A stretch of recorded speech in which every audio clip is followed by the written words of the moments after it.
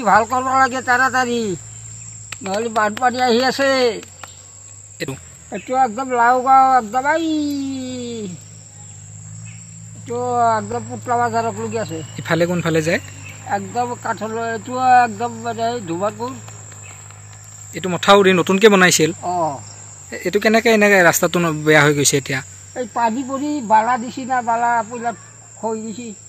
কেতিয়া হৈ গৈছে এইটো? এই আজিৰ বৰষুণত খৈ দিছি। বনোৱা কিমান দিন হৈছিল এইটো? এইটো 1 বছৰ 1.5 বছৰমান হৈছে। বালা মাটি দি বনাইছে। অঁ, এতিয়া ৰাস্তাটো কি বন্ধ কৰি থৈছে নেকি? এতিয়া জেকেট বেছি নহয়, কিমান মুখ চুখ ৰাখাই মৰিব না নমৰিব, সেই অসুবিধা হ'ব। কি ক'ব, কি আহ্বান জনাব এতিয়া? এইটো ৰাস্তাটো ভাল কৰি দিব লাগেনে? অঁ, ভাল নকৰিলে আৰু মথাউৰি বান্ধি কি লাভ আছে?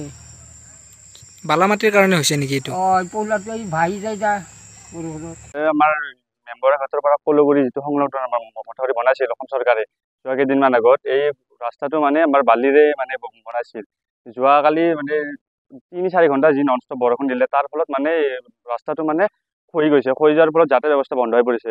আৰু এই ক্ষেত্ৰত আমি আমাৰ মন্ত্ৰী পিজু হাজৰিকাক এই দাবী জনাইছোঁ আমাৰ পশ্চিম অঞ্চল ছাত্ৰ সন্থাৰ পৰা, যাতে এই ৰাস্তাটো অতি সোনকালে গুৰুত্ব দিয়ে আৰু ভালকৈ যাতে মেৰামতি কৰে।